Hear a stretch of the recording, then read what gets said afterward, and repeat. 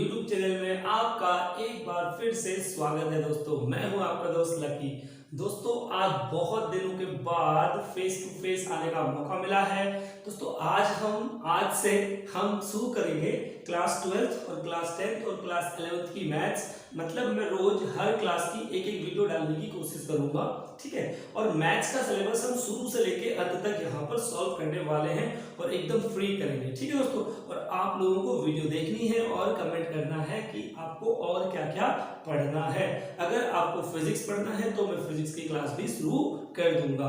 तो चलिए दोस्तों शुरू करते हैं। हम आज की जो मेन टॉपिक है क्लास 12 का रिलेशन फंक्शन मैथ्स का चैप्टर 1 शुरू कर रहे हैं। दोस्तों इसका बहुत सारा बेसिक मैं ऑलरेडी एक वीडियो में बना चुका हूं, लेकिन थोड़ा सा बेसिक में यहाँ पर आपको फिर से समझा देता हूं। तो हम पढ़ रहे हैं दोस्तों रिलेशन एंड फंक्शन, ठीक है, क्लास 12 की मैथ्स का चैप्टर 1। तो दोस्तों सबसे पहले हम यहाँ पर बात करेंगे कार्टेशियन प्रोडक्ट की। किसकी बात करेंगे दोस्तों? कार्टेशियन। क्या होता है कार्टेशियन प्रोडक्ट? कार्टेशियन प्रोडक्ट की बात करेंगे। तो दोस्तों कार्टेशियन प्रोडक्ट मैंने आपको पहले भी समझाया था। मान लो हमारे पास एक सेट है ए, यहाँ पर 1 2 3 4 की बात होती है, 3 तक लेते हैं, कोई दिक्कत नहीं।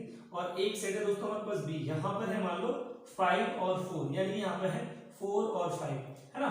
तो दोस्तों यहाँ पर हम बात करते हैं, चलो 6 3 3 का लेते हैं, 4 5 6, ठीक है। ये है हमारे पास कार्टेशियन प्रोडक्ट। अब कार्टेशियन प्रोडक्ट कैसे होगा? इनको मल्टीप्लाई करेंगे। अब कैसे करेंगे दोस्तों? ये हो जाएगा 1 से 4 को करेंगे तो 1 4 हो जाएगा, फिर 1 से 5 को करेंगे 1 5 हो जाएगा, 1 से 6 को करेंगे 1 6 हो जाएगा, फिर 2 से 4 2 से 5 एंड 2 से 6, है ना।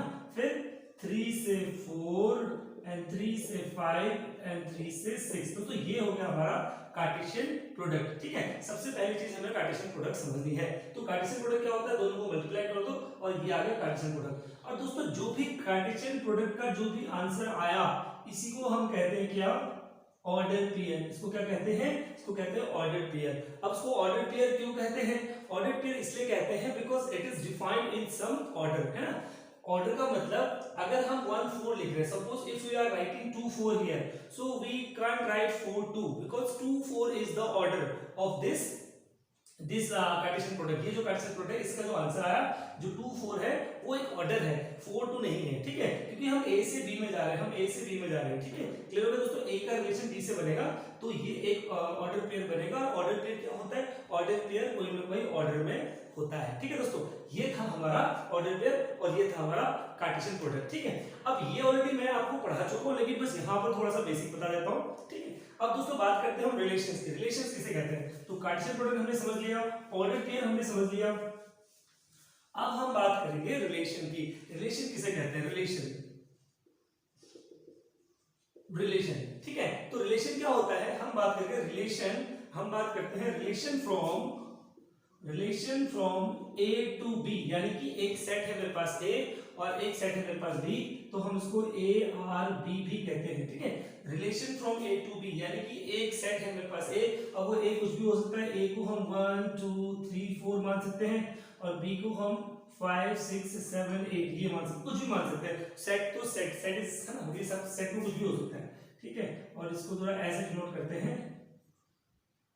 ये हो गया दोस्तों हमारे पास दो सेट, हमने कोई भी दो सेट ले लिए, तो हमें ए से बी में रिलेशन बनाना है, ठीक है। अब कैसे बनाना है? अब रिलेशन होता है क्या? मतलब relation from A to B, A relation B कैसा होता है? हम बोलते हैं subset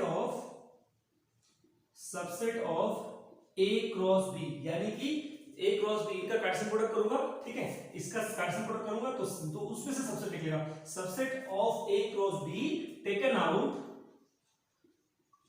out in some manner.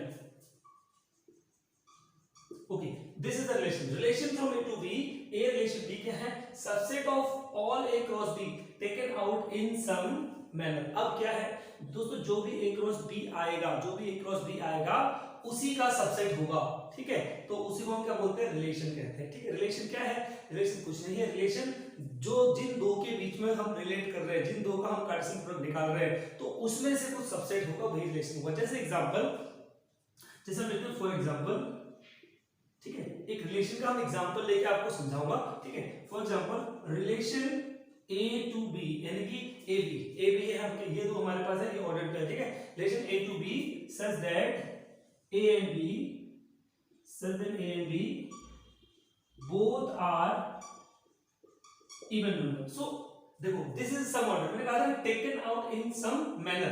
तो यहाँ पर मैनर कैसा है, यहाँ पर मैनर है कि ए और बी दोनों क्या होने चाहिए, इवन होने चाहिए, ए और बी दोनों इवन होने चाहिए। तो सबसे पहले हमें क्या निकालना होगा, इसका कार्टेशियन प्रोडक्ट निकालना होगा। तो जब मैं इसका कार्टेशियन प्रोडक्ट निकालूंगा तो अभी मैंने निकाल के दिखाया था आपको, क्या था 1 5 1 6 1 7 1 8। तो 2 1 5 नहीं होगा, 1 2 1 6 नहीं होगा, 1 7 भी नहीं होगा, 1 8 भी नहीं होगा, क्योंकि दोनों के दोनों इवन चाहिए। तो फिर 2 से आता है 2 5, 2 इवन हो गया, 5 ऑड हो गया, 2 6। हाँ तो पहला मिल गया, तो पहला क्या मिल गया मुझे, 2 6 मिल गया, ठीक है। फिर आगे जाएंगे 2 7 2 8 मिल गया, बिकॉज दोनों को हमें क्या लेना है, दोनों को हमने इवन लेना है, ठीक है। फिर 3 से करेंगे, 3 5 कोई भी नहीं होगा क्योंकि पहला नंबर तो 3 हो गया, तो इसको छोड़ दो। फिर 4 5 नहीं होगा, 4 6 होगा बिल्कुल, फिर होगा 4 6 एंड 4 8। तो दोस्तों रिलेशन अब देखो, क्या ये वाला ए क्रॉस बी का सबसेट है, बिल्कुल है। ए क्रॉस बी मैंने आपको करके दिखाया था, मैं यहां पर आता हूं। ए क्रॉस बी क्या था, ए क्रॉस बी यहां पर करेंगे तो मैं बताया था आपको 1 5 1 6 1 7 1 8, फिर 2 5 2 6 2 7 2 8, फिर से था 3 5 3 6 3 7 3 8 4 5 4 6 4 7 4 8, ठीक है दोस्तों ये। अच्छा बीच में प्लीज कॉमा लगा लीजिएगा, ठीक है, कॉमा यहाँ पर आपको लगाते रहना है। तो दोस्तों मैं ये बताना चाह रहा हूं कि ये तो हमारे पास ए क्रॉस बी था, ये क्या था, ए क्रॉस बी था, और इसमें से हमने क्या निकाला है, सबसेट निकाला है। तो इसका मतलब हम क्या पढ़ते हैं, relation from A to B. Relation क्या होता है, ए क्रॉस बी का सबसेट होता है। तो ये रिलेशन है ना, ये ए और बी के बीच में रिलेशन है, और ये क्या है, ए क्रॉस बी का सबसेट है, ठीक है, ये ए क्रॉस बी का सबसेट है। तो उम्मीद करता हूं आपको रिलेशन समझ आ गया। अच्छा एक और रिलेशन ले सकते हैं, ये आपको समझ आ गया, ए बी बोथ इवन था। अगर दोस्तों यहां पर बोथ ऑड होता तो क्या करता, दोनों ऑड होने चाहिए। तो देखो 1 5, अब नया रिलेशन होता मेरा, तो रिलेशन क्या होता, रिलेशन होता 1 5 1 6 नहीं होता, 1 7 भी होता, क्योंकि दोनों को ऑड की बात करी, 1 8 दोनों ऑड नहीं है, ठीक है। अगर आपको नहीं पता कि ऑड और इवन कैसे पता करते हैं, तो मैंने पहली वीडियो जो है वो ऑड और इवन पे ही बनाई है, आप उस वीडियो को जरूर देख लीजिएगा, ठीक है। तो 1 7 हो गया। अच्छा यहां से 2 2 2 2 नहीं आएगा, बिल्कुल 3 5 आ जाएगा, फिर से 3 5 आएगा, 3 6 नहीं आएगा, क्यों, क्योंकि दो एक इवन है, यहां पर 3 7 आ जाएगा, 3 7 आएगा, उसके बाद 3 8 नहीं, 4 1 तो कोई आएगा नहीं। तो दोस्तों ये देखो ये ऑड वाला बन गया। सो क्या ये भी सबसेट है इसका, बिल्कुल है। तो रिलेशन क्या है, relation is nothing, it is a subset of A cross B, यानी कि जिनके बीच में हम रिलेशन बना रहे हैं उसमें से कार्टेशियन प्रोडक्ट करेंगे, उस कार्टेशियन प्रोडक्ट करेंगे उसमें से एक सबसेट आएगा जो कि ए क्रॉस बी का ही सबसेट होगा। दोस्तों ये है रिलेशन, आप समझ गए रिलेशन क्या होता है, वेरी गुड। तो आपको रिलेशन समझ में आया होगा, और मैंने वैसे भी एक बेसिक वीडियो में रिलेशन समझाया हुआ है, तो रिलेशन तो आपको समझ में आ गया, ठीक है।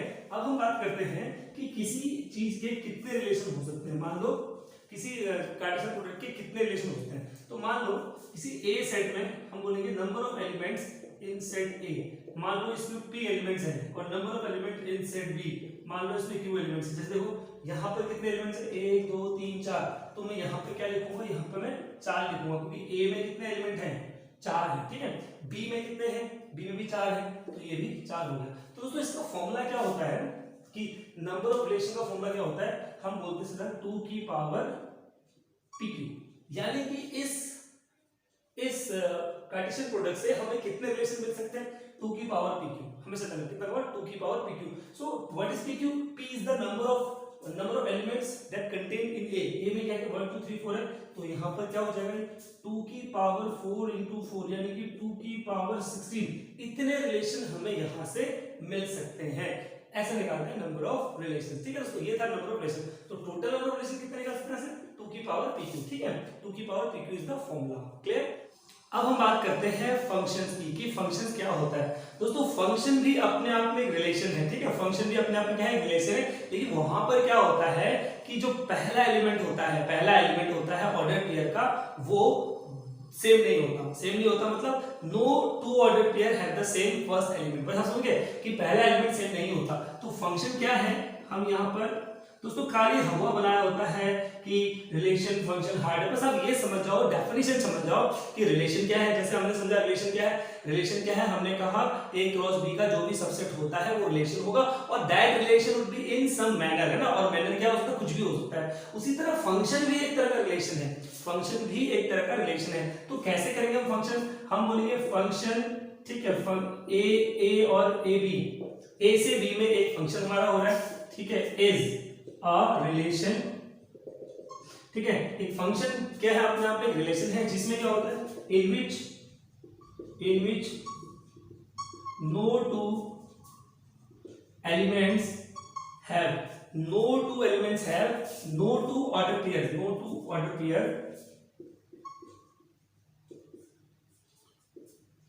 Pair have same first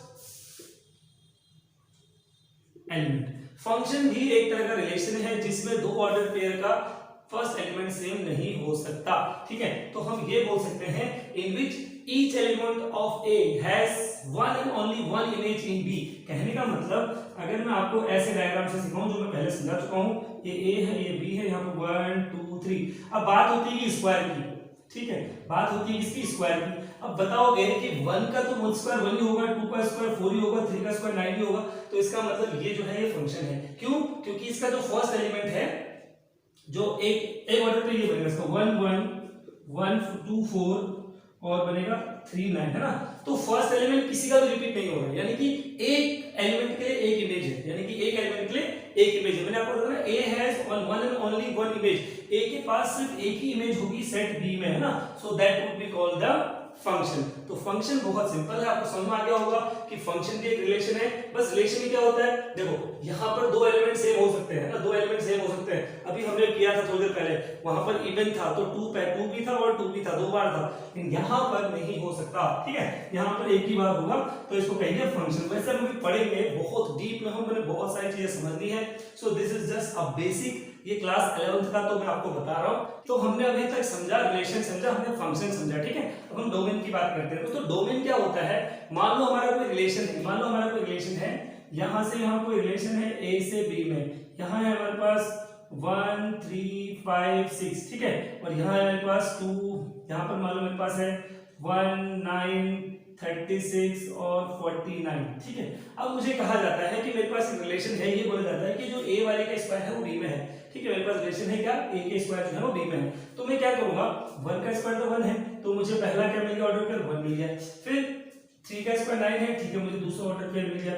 okay, तीसरा 5 का स्क्वायर नहीं है, 6 का स्क्वायर क्या है 36 है, तो मुझे तीसरा मिल गया। तो मुझे इसके लिए कुछ नहीं मिला और मुझे इसके लिए कुछ नहीं मिला, ठीक है, कोई बात नहीं। तो दोस्तों this is my order pair, ठीक। अब हमें समझना है डोमेन क्या है। तो डोमेन जो होता है दोस्तों, हमें ये नहीं देखना है, हमें देखना है हमारा ऑर्डर पेयर क्या है। ऑर्डर पेयर का जो फर्स्ट एलिमेंट होगा, ऑर्डर पेयर का जो फर्स्ट एलिमेंट होगा वही हमारा क्या होगा, डोमेन होगा, ठीक है। हम डोमेन की बात कर रहे हैं, ऑर्डर पेयर का जो फर्स्ट एलिमेंट होगा वो क्या होगा, यहां पर क्या था 636 था ना, 6 और 36, हाँ, ऑर्डर पेयर का जो फर्स्ट एलिमेंट होगा वो हमारा डोमेन होगा, ठीक है। तो रेंज कौन होगा, ऑर्डर पेयर का जो सेकंड एलिमेंट होगा वो रेंज होगा। अगर यहां पर डोमेन की बात करें, अगर डोमेन की बात करें तो 1 3 और 6 ये डोमेन हो गया, और रेंज की बात करेंगे तो 1 9 और 36 ये क्या हो गया, ये रेंज हो गया, ठीक है, ये हो गया रेंज। ओके, अब एक होता है कोडोमेन।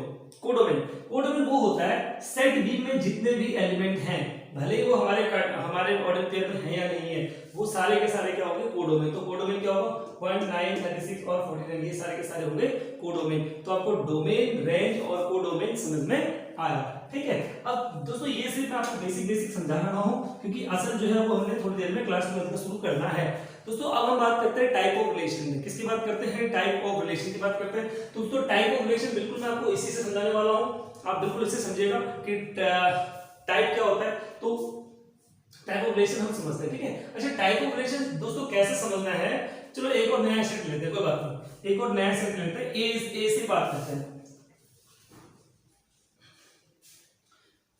चलो हमारे पास एक सेट है दोस्तों ए, ठीक है। अब हम क्या बोलते हैं, हमें बात करना है, हम बोलते हैं let R be a relation in set A, R be a relation in set A, और आर क्या होगा, R subset of A cross A, R be R relation in set A, set में कोई रिलेशन है और R क्या है, subset होगा ए क्रॉस ए का, या हम बोल सकते हैं ए आर ए, यानी कि ए से ए में रिलेशन हो रहा है और ए क्या है 1 2 3 4 है, तो मुझे ए क्रॉस ए करना पड़ेगा। तो चलो यहाँ पर कर देते हैं ए क्रॉस ए। अगर मैं ए क्रॉस ए करता हूं तो दोस्तों ए से क्या होगा, relation of set in A, R be relation in set A, और आर ए क्रॉस ए बोल रहा है कि ए में ही रिलेशन है, मतलब अपने आप से ही रिलेशन है, अपने एलिमेंट से रिलेशन है। तो 1 1 हो जाएगा, 1 2 हो जाएगा, 1 3 हो जाएगा, 1 4 हो जाएगा, फिर से 2 1 2 2 2 3 2 4, ठीक है। उसी तरह फिर 3 1 3 2 3 3 3 4 4 1 4 2 4 3 एंड 4 4। दोस्तों ये हो गया हमारा कार्टेशियन प्रोडक्ट, ठीक है। अब यहीं से हम समझते हैं कि सेट क्या होते हैं, हमने कितने प्रकार के सेट होते हैं, ठीक है। तो यहां से समझेंगे कितने प्रकार के सेट होते हैं। तो सबसे पहला होता है दोस्तों not set, relation, null relation, void relation, empty relation. दोस्तों नल वॉइड और एम्प्टी क्या है, नल वॉइड और एम्प्टी क्या है, यानी कि कोई ऐसा रिलेशन होगा जो इसका सबसेट नहीं होगा, सिंपल सी बात है, कोई ऐसा रिलेशन होगा जो इसका सबसेट नहीं होगा। अब ऐसा कैसे होगा देख लेते हैं, ठीक है। हम एक बात कर लेते हैं, हमें रिलेशन बनाते हैं, क्या बनाते हैं रिलेशन, तो हम बोलते हैं relation A B such that, ठीक है, B equals to A plus 5, ठीक है। देखो ए और बी में हमने ए बी क्या है, ए बी इसका एलिमेंट है, ठीक है, कि बी जो होना चाहिए वो ए प्लस 5 होना चाहिए। तो फिर यहाँ पर for all values of A belongs to A, यानी कि इसकी ए की वैल्यू कहां से बिलोंग होगी, A for all values of A belongs to A, ठीक है, और बी बिलोंग्स टू ए, यानी कि ए और बी की दोनों वैल्यू ए से बिलोंग होगी, क्योंकि पहला वाला भी यही है और दूसरा वाला भी यही है। अब देखते हैं क्या हमें इधर से कुछ ऐसा मिलता है क्या, चेक करते हैं। तो अगर मैं ए को लेता हूं 1, ए को लेता हूं 1, तो बी कितना हो जाता है, बी हो जाता है 6, ठीक है। अगर मैं ए को लेता हूं 2, तो बी कितना हो जाता है, बी हो जाता है 8। अगर मैं ए को लेता हूं 3, तो बी हो जाता है कितना, बी हो जाता है 3 प्लस 5, नहीं, अगर 2 लेता हूं तो ये हो जाता है 7, ठीक है। और अगर मैं इसको लेता हूं 3, ए को लेता हूं 3, तो ये हो जाता है 8। अगर मैं ए को लेता हूं 4, तो ये हो जाता है 9, ठीक है दोस्तों। तो मैंने ए को 1 लिया, तो बी की वैल्यू कितनी है, a प्लस 5 है, यानी कि 1 प्लस 6, 1 प्लस 5। फिर b की वैल्यू को मैंने, a की वैल्यू को मैंने 2 लिया, तो 2 प्लस 5 7, फिर 3 लिया तो 3 प्लस 5। दोस्तों ये बन गया हमारा रिलेशन, ठीक है। अब मुझे देखना है कि क्या ये इसका सबसेट है, क्या इसमें कहीं 1 6 है, नहीं है, 2 7 है, नहीं है, 3 8 है, नहीं है। तो जब इसका एलिमेंट इसमें है ही नहीं, तो इसका मतलब ये सेट क्या होगा, ये रिलेशन होगा दोस्तों नल रिलेशन, वॉइड रिलेशन या एम्प्टी रिलेशन, ठीक है दोस्तों। किसको कहते हैं एम्प्टी रिलेशन, आपको समझ में आ गया, ठीक। अगर आपको समझ में नहीं आया तो वीडियो आप पॉज कीजिए, आप दोबारा समझ लीजिए। तो दोस्तों ये था हमारा नल। तो दोस्तों अब हम बात करते हैं यूनिवर्सल रिलेशन की।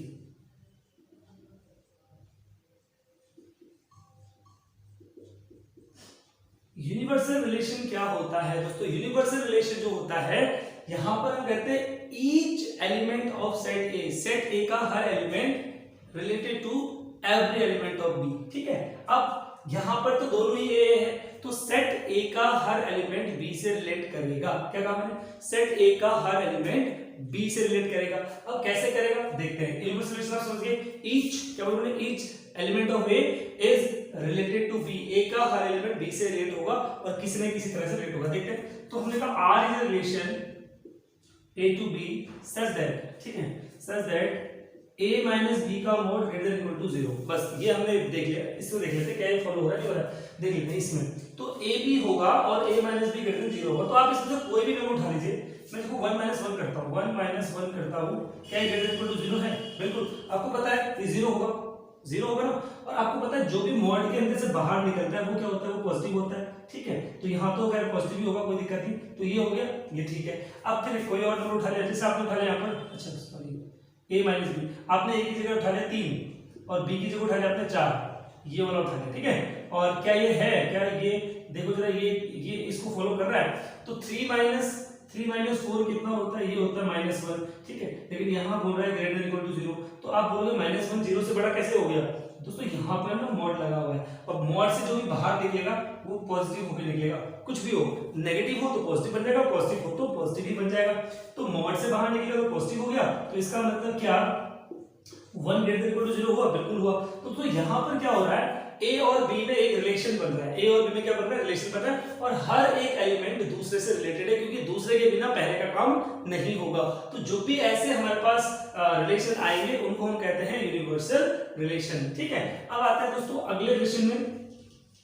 अगला रिलेशन है आइडेंटिटी रिलेशन, और आइडेंटिटी रिलेशन बहुत इंपॉर्टेंट है। आइडेंटिटी रिलेशन इंपॉर्टेंट मतलब क्योंकि ये थोड़ा कंफ्यूज करता है, थोड़ा 2-3 चीजें और पढ़ेंगे, रिफ्लेक्स रिलेशन पढ़ेंगे, वहां से आपको थोड़ा बताऊंगा मैं कि रिफ्लेक्स और आइडेंटिटी में क्या अंतर है। तो जो आइडेंटिटी रिलेशन होता है दोस्तों, उसमें कुछ नहीं होता, उसमें क्या होता है, हर एलिमेंट की इमेज, ठीक है, जो एलिमेंट है वही होगी। क्या कहा मैंने, हर एलिमेंट की इमेज, जो जैसा एलिमेंट है वैसे एलिमेंट। जैसे मान लो यहां पर होगा रिलेशन, ठीक है, ए ए, यानी कि दोनों ही क्या होंगे, ए होंगे, और हम बोलेंगे such that A belongs to R. A किसको बिलोंग कर रहा होगा, आर को बिलोंग कर रहा होगा, ठीक है। अच्छा ए का मतलब दोनों ही एक जैसे होंगे। अब जैसे यहाँ पर कौन कौन है, 1 1 है, यहाँ से 2 2 है, 3 3 है, 4 4 है। तो इस तरह के रिलेशन को क्या कहेंगे, आइडेंटिटी कहेंगे, यानी कि जिसका पहला एलिमेंट और दूसरा एलिमेंट दोनों सेम होंगे, उस तरह के रिलेशन को हम कहते हैं आइडेंटिटी रिलेशन, ठीक है। क्या कहते हैं,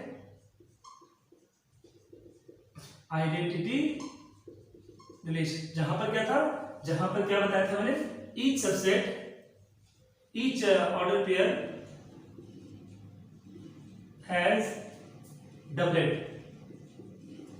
डबलेट होता है, डबलेट मतलब दोनों सेम है, ठीक है। Each order pair has doublet, अब हर ऑर्डर पेयर कैसा होगा, डबलेट होगा, तो इसको कहते हैं आइडेंटिटी रिलेशन। तो हमने नल रिलेशन पढ़ा, यूनिवर्सल रिलेशन पढ़ा, आइडेंटिटी रिलेशन। अब हम बात करते हैं रिफ्लेक्स रिलेशन की। रिफ्लेक्स रिलेशन क्या होता है, ये बिल्कुल आइडेंटिटी रिलेशन की तरह होता है, लेकिन यहाँ पर थोड़ा सा डिफरेंस ये है कि देखो यहाँ पर क्या होता है कि जो भी एलिमेंट ए में है ना, जो भी एलिमेंट ए में है उसका डबलेट चाहिए, बस। क्या कहा मैंने, जो भी एलिमेंट ए में है उसका डबलेट होना चाहिए। जैसे हम कहते हैं मेरे पास यहाँ से 1 1 आ गया, 2 2 आ गया, 3 3 आ गया, और 4 4 नहीं आया। 4 4 की जगह मेरे पास मान लो आ गया 2 1 आ गया, या 2 3 आ गया, तो आप ये समझेगा 1 1 आ गया, 2 2 आ गया, 3 3 आ गया, 2 1 आ गया, 2 3 आ गया। अब कौन सा नहीं आया, 4 का नहीं आया ना, तो इसका मतलब ये जो रिलेशन है ये कैसा है, ये रिफ्लेक्स रिलेशन नहीं है। क्यों नहीं है रिफ्लेक्स रिलेशन, क्योंकि इसमें डबलेट सबका नहीं आएगा, ठीक है। अच्छा, अगर डबलेट आ जाता है, अगर यहाँ 4 4 भी आ जाता है, लेकिन साथ में और भी बहुत चीजें आ जाती है, 4 1 आ जाता है, और मान लो 2 3 आ जाता है, तो क्या अब ये रिफ्लेक्स रिलेशन है। देखो कंडीशन क्या है, सिर्फ डबलेट आना चाहिए, बाकी और कुछ भी आए मुझे नहीं मतलब, मुझे डबलेट चाहिए बस। तो डबलेट है ना मेरे पास, तो बस ये रिफ्लेक्स है, ये भी है, इसके साथ कोई दिक्कत नहीं। क्यों, क्योंकि डबलेट आ गया है, बस डबलेट मेरे पास आना चाहिए, तो ये मेरा क्या हो गया, रिफ्लेक्स रिलेशन हो गया। तो रिफ्लेक्स रिलेशन में क्या होता है, डबलेट आना चाहिए। अब ये what is the difference between identity and reflex. Reflex और आइडेंटिटी में क्या डिफरेंस है, ठीक है, ये अभी थोड़ी देर में हम क्वेश्चन करेंगे, तो आपको क्वेश्चन के सारे मैं आपको समझाऊंगा। यानी कि जो सेट ए है, मैंने इसमें क्या बताया, जो सेट ए है उसके हर एलिमेंट का क्या आना चाहिए, डबलेट आना चाहिए, तब हम बोलेंगे कि रिलेशन क्या था, रिफ्लेक्स रिलेशन था। अब हम बात करेंगे सिमेट्रिक रिलेशन की। किसकी बात करेंगे, सिमेट्रिक रिलेशन। यहां क्या होता है, जैसे हमने रिफ्लेक्स में पढ़ा कि सबका ए के जितने भी एलिमेंट है सबका डबलेट होना चाहिए, अगर एक भी छूट गया तो रिफ्लेक्स नहीं होगा, ठीक है। उसी तरह सिमेट्रिक रिलेशन में क्या होगा, अगर ए बी आर को बिलोंग करता है, ए बी रिलेशन में है, तो बी ए भी रिलेशन में होना चाहिए, बस। ए बी रिलेशन को बिलोंग करता है तो बी ए भी रिलेशन में होना चाहिए, बिल्कुल। तो दोस्तों शुरू देखते हैं, इसके एग्जांपल से देखते हैं कि हम कोई रिलेशन लेते हैं, ठीक है, उसमें चेक करेंगे कि क्या वो रिलेशन हमारा सिमेट्रिक है या नहीं है, ठीक है। जैसे हमने एक रिलेशन ले लिया, यहीं से कोई भी रिलेशन उठा लेते हैं, हमने यहीं से पकड़ लिया, हमने कहा रिलेशन 1 1 और 1 3 2 1 1 2 और 2 3, ठीक है, ये हमारा रिलेशन है। अब यहां पर दोस्तों हमें क्या बताना, मैंने क्या कहा था इस रिलेशन के अंदर, अगर 1 2 है तो 2 1 भी होना चाहिए, तो ठीक है 1 2 है तो 2 1 भी है, लेकिन क्या 1 3 है तो 3 1 है, नहीं है, एक भी नहीं है ना, तो ये सिमेट्रिक नहीं है। क्यों नहीं है, क्यों गड़बड़ हो गया। अच्छा 1 1 तो ये, अब बताओ ये होगा, बिल्कुल होगा, 1 1 है तो 1 1 अपने आप नहीं है, क्योंकि यही इसका उल्टा है और यही इसका उल्टा है, ठीक है। उसी तरह अगर यहाँ 2 2 होता तो वो भी चल जाता, लेकिन 1 3 है क्या, 3 1 है कहीं नहीं है ना, तो इसलिए ये सिमेट्रिक नहीं है। एक दो रिलेशन और देखते हैं, ये सिमेट्रिक नहीं है, ठीक है। उसके बाद एक और देखते हैं, हमने किया 3 2 पकड़ लिया, हमने 3 3 पकड़ लिया, 2 3 पकड़ लिया, 1 4 पकड़ लिया, 4 1 पकड़ लिया, 4 3 पकड़ लिया और 3 4 पकड़ लिया। तो ये हमारा एक और रिलेशन है, ठीक है। अब बताना है कि क्या ये सिमेट्रिक है, तो what is the condition for symmetric. Symmetric की कंडीशन ये है कि अगर ए बी है तो बी ए बी होना चाहिए। तो देखते हैं 3 2 है तो क्या 2 3 है कहीं, बिल्कुल है, ये हो गया, ये हो गया, 3 3 ये तो है ही अपने आप में, 1 4 4 1 3 4 3 3 4, बिल्कुल ये जो रिलेशन है ये क्या है, ये सिमेट्रिक रिलेशन है। तो अभी आपको समझ में आया सिमेट्रिक रिलेशन क्या होता है, ठीक है। इससे पहले रिफ्लेक्सिव होता था, वहां पर डबलेट होते हैं। सिमेट्रिक में क्या होता है, सिमेट्रिक में अगर 1 2 है तो 2 1 भी होना चाहिए, ठीक है। ये था सिमेट्रिक रिलेशन। अब समझते हैं ट्रांजिटिव रिलेशन। अब ट्रांजिटिव रिलेशन क्या होता है,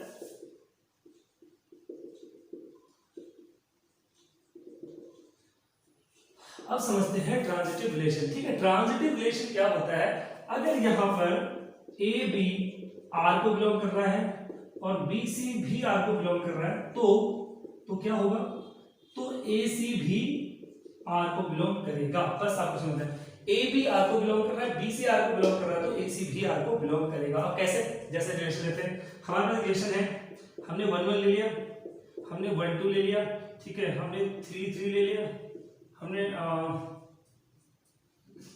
3 4 ले लिया, ठीक। अच्छा, यहां पर दोस्तों समझिएगा, बहुत स्पेशल केस समझाऊंगा आपको, ठीक है। ये आपने लेना है, देखते हैं क्या ये ट्रांजिटिव रिलेशन है या नहीं। मैंने क्या कहा था, ए बी है बी सी है तो सी ए सी को भी होना चाहिए। तो देखो ए बी, ध्यान रखना ये बी है तो यहां पर बी सी शुरू होना चाहिए। ए बी है तो देखो ए बी है तो बी सी है, तो क्या ए सी है, मैंने कहा था ए बी और ये ए है, ये बी है, ये बी है, ये सी है, तो मैंने कहा ए बी होगा बी सी होगा, तो इसमें ए सी भी जरूर होगा। तो क्या आपको कहीं 1 2 दिख रहा है, बिल्कुल 1 2 है ना, ये है कि नहीं अपने आप में, बिल्कुल ये हो गया हमारा, ये तो पहला पार्ट तो ठीक है, आप समझ गए होंगे, ठीक है।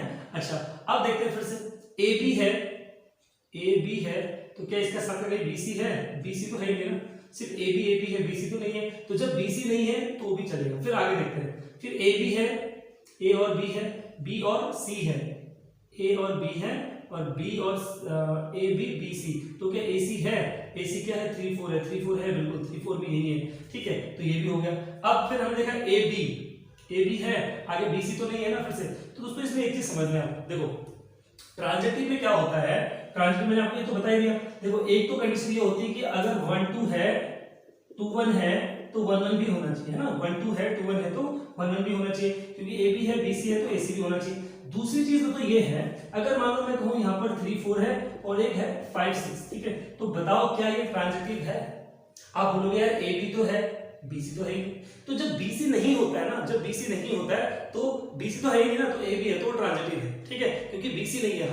हम ए सी कब ढूंढेंगे, हम ए सी तब ढूंढेंगे जब हमारे पास बी सी भी होगा, लेकिन जब बी सी ही नहीं है तो इसका मतलब क्या है, वो ट्रांजिटिव है। तो 3 4 है, नहीं 4 आगे 4 नहीं है ना, तो इसका मतलब ये 5 6 है, तो कोई नंबर यहाँ 6 तो शुरू नहीं हो रहा, तो ये भी ट्रांजिटिव है। तो दोस्तों उसी तरह मैं यहाँ आपको समझा रहा था, यहाँ पर मैं आपको जो समझाना चाह रहा था वो यही रिलेशन था हमारे पास, 1 1 1 2 3 3 और 3 4। मैं आपको यही बता रहा था कि हमारे पास अगर ए बी है, ठीक है, ए बी और बी सी है तो ए सी भी होगा, ठीक है, तो ए बी बी सी, तो ए सी भी है, ए सी कितना है 1 2 है, 1 2 अपना भी है।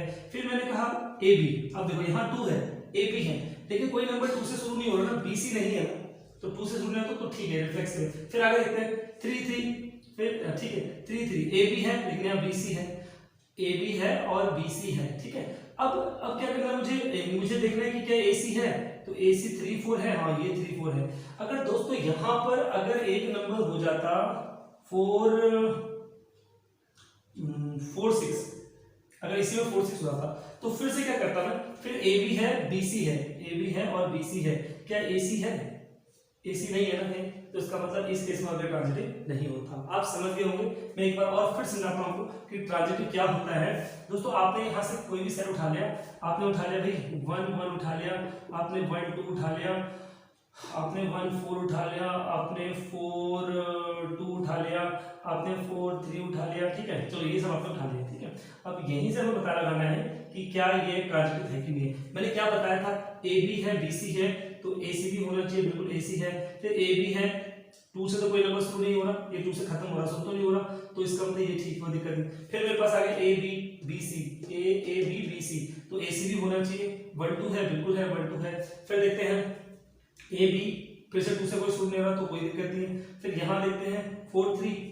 अब देखो यहाँ पर देखो ए बी और बी सी तो नहीं है ना यहाँ पर, तो मैंने क्या कहा था, जब बी सी नहीं होगा तो ट्रांजिटिव काउंट होगा। यहाँ पर ए बी है और ये बी सी है, बी सी कोई नंबर 4 से शुरू हो रहा है, यहाँ पर नहीं हो रहा है, लेकिन ये ए बी और बी सी, देखो यहाँ पर ए बी तो ये हो गया, लेकिन यहाँ कोई बी तो नहीं है ना, ये 2 से तो शुरू नहीं हो रहा कोई नंबर, तो ये ट्रांजिटिव है। उसी तरह 4 3 है, तो क्या कोई नंबर 3 से शुरू हो रहा है, नहीं हो रहा, तो दोस्तों ये पूरा का पूरा सेट क्या होगा, ट्रांजिटिव होगा। क्यों होगा, क्योंकि इसमें अगला एलिमेंट नहीं है। लेकिन अगर इसी में मैं एक एलिमेंट ले आऊं, क्या ले आऊं यहाँ पे, अगर मैं ले आऊं यहाँ पे 3 6, तो अब देखो ये तो यहाँ तक तो पूरा ठीक था, ए बी बी सी, तो क्या ए सी है, कहीं आपको 4 6 दिख रहा है, क्योंकि जब बी सी होगा ना तो हमें ए सी भी ढूंढना पड़ेगा, तो ए सी ढूंढने के लिए हमें कुछ तो कुछ ढूंढना पड़ेगा, तो 4 6 तो नहीं है, अब ये ट्रांजिटिव नहीं है। तो समझ गए होंगे दोस्तों, ट्रांजिटिव क्या होता है, रिफ्लेक्सिव क्या होता है ना, और सिमेट्रिक क्या होता है, ये तीनों रिलेशन आपको समझ में आ गए।